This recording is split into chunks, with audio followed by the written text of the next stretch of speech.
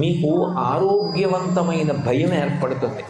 నేను తప్పు చేయకూడదు, నేను తప్పు చేస్తే భగవంతుడు నన్ను శిక్షిస్తాడు, కాబట్టి నేను తప్పు చెయ్యను అని మీకు మీరు పూనిక వహించి సక్రమంగా ప్రవర్తించడం అలవాటు చేసుకోవాలి అంటే భగవద్భక్తిని అలవాటు చేసుకోవాలి. మంచి గ్రంథాలు చదవడం అలవాటు చేసుకోవాలి. వ్యక్తిత్వ వికాసం అంటే ఎక్కడి నుంచో కొత్తగా రాదు. ఆర్ష గ్రంథములన్నీ కూడా ఛాదస్తముతో కూడుకున్న గ్రంథములు కావు.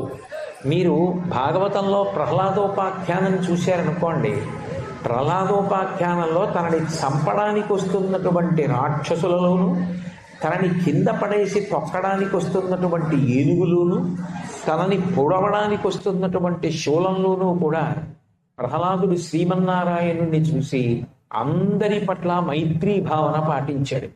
ఎవ్వరినీ ద్వేషించాడు.